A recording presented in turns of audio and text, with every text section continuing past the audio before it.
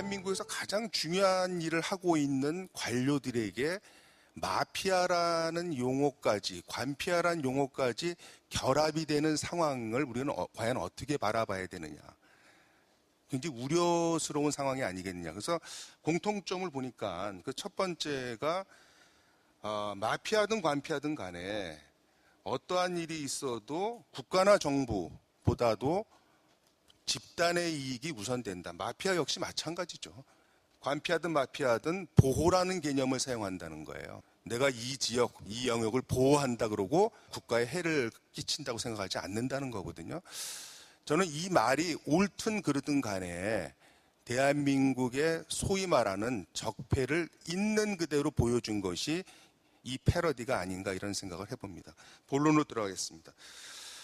정부조직법 개정이 지금 논의 이미 국회로 넘어가 있고 국가안전처 얘기가 나오고 있죠.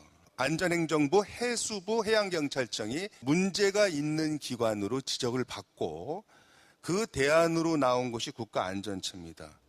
그런데 많은 학자들이 얘기하는 것은 과연 해경청과 소방방재청을 해체하는 것이 대안이냐, 많은 논란이 있죠. 저는 기본적으로 정부조직법 내용에 있어서 처단위 조직으로 가서 집행력을 늘린다는 그 엇박자는 아니길 바랍니다. 최소한 장관급 부조직이 돼야 될 것이고 외청으로 집행 역량을 강화해야 될 것입니다.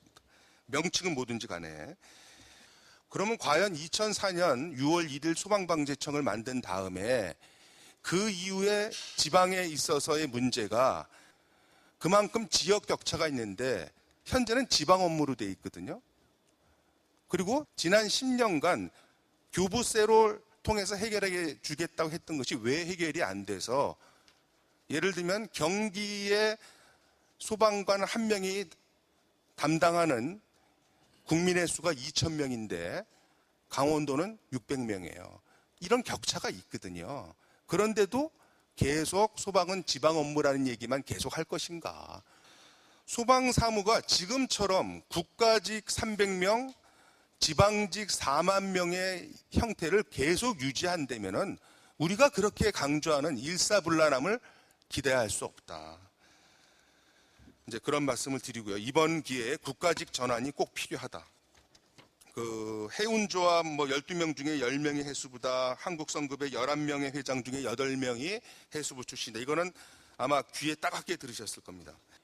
분명히 규제가 강화되겠죠. 안전규제는 강화돼서 온탕 냉탕을 왔다 갔다 할 겁니다. 그렇기 때문에 근본적으로 규제 문제, 온탕 냉탕 자율규제 문제를 해결하지 않고 규제 강화 일변도로 갈 경우에 또 다른 창극상이 벌어질 것입니다. 공직자윤리법도 사실상 저는 이제 미봉책으로 보는 것이 취업 대상 기간을 확대한다. 공직유관단체도 집어넣겠다. 퇴직 후 2년을 3년으로 늘리겠다.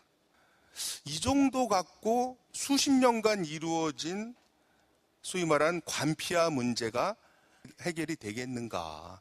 일명 김영란법은 국회에 가서 많이 또 훼손되고 있습니다.